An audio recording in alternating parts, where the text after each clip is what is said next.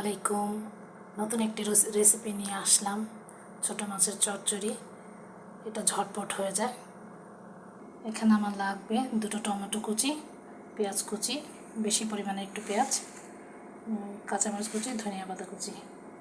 তো আমরা মূল রেসিপিতে চলে আসছি। এক এক করে আমরা সব দিয়ে দেব। টমেটো, পেঁয়াজগুলো। তো সব কিছু দেওয়ার সময় দিয়ে দিচ্ছি 1 চামচ মরিচের গুঁড়ো, কারণ ছোটো মাছ একটু আমরা ঝাল বেশি খাই। আপনি চাইলে ঝালটা কমিয়ে দিতে পারেন। তো 1/2 চা চামচ হলুদের গুঁড়ো, 1/2 চা চামচ আদা রসুন পেস্ট, পরিমাণ মতো লবণ দিয়ে দিলাম। কারণ যদি লবণ কম হয়, আগে রান্না হলে চেখে দেখবেন, নামানোর আগে লবণ কম হলে আবার লবণ দেওয়া যাবে। 3 টেবিল চামচ তেল দিয়ে দিচ্ছি। তো এখন সব কিছু হাতে মাখিয়ে নিতে হবে।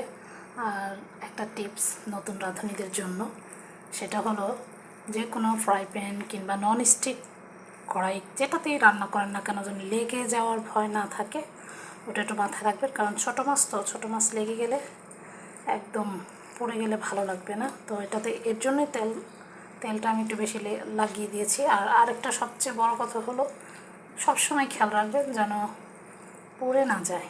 তো এখানে আমি বেশি পানি দেবো না, হাত দিয়ে ভালো করে মাখিয়ে নিতে হবে। তো আমার চ্যানেলটাকে অনেকেই এখনও দেখেন নাই, নতুন করেছি, প্লিজ দয়া করে একটা লাইক ও একটা সাবস্ক্রাইব করবেন। নাহার মিলি কিচেন ইউটিউবে আমার চ্যানেলটা। তো অনেক সময় অনেক কথাই ভুল ত্রুটি হতে পারে, আমি তো একটা মানুষ, প্লিজ দয়া করে ক্ষমা করে দিবেন। আর সবাইকে আমার এই টিপসটা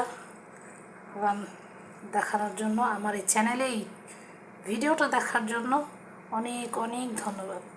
তো কথায় ভুল ত্রুটি হতেই পারে, তো আমি মাপ চেয়ে নিচ্ছি প্রথমে শুরুতেই।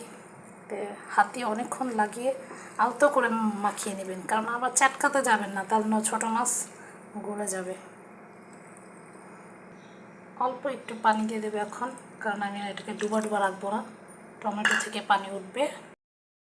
আমার মাখানো হয়ে গেছে, এখন ঢাকনা দিয়ে দিচ্ছি। আপনি চাইলে 10-15 মিনিট মাখিয়ে রাখতে পারেন, তাহলে রান্না যখন চুলায় বসাবেন ফ্লেভারটা অনেক সুন্দর আসবে। তো হাতে মাখানো রান্না ঝটপট নতুন রাঁধুনিদের জন্য আমি এখন চুলায় বসিয়ে দিচ্ছি। চুলাটা দিয়ে দিচ্ছি। বিসমিল্লাহির রহমানির রহিম। প্রথমত নতুন রাঁধুনিদের জন্য বলছি, কারণ প্রথমে হাই হিটে দিবেন, বলক চলে আসলে তখন চুলার আঁচ কমিয়ে দিবেন।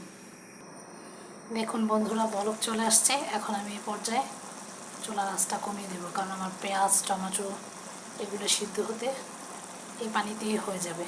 নতুন করে পানি অ্যাড করার কোনো প্রয়োজন নেই। এই জন্য বলছি ঝটপট রান্না। যারা ছোটো মাছ খেতে চান ঝটপট এভাবে মাখিয়ে বসিয়ে দিন, মাশাআল্লাহ খেতে ভালো লাগবে ইনশাআল্লাহ।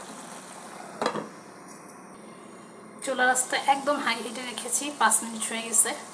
অবশ্য আপনি এই পর্যায়ে চাইলে নেড়ে দিতে পারেন, আমি নাড়বো না, আপনি চাইলে নেড়ে দিতে পারেন। কারণ এই যে টমেটো সিদ্ধ হয়ে গেছে, আমি একটু গুঁতো দিয়ে দেখলাম খুন্তি দিয়ে।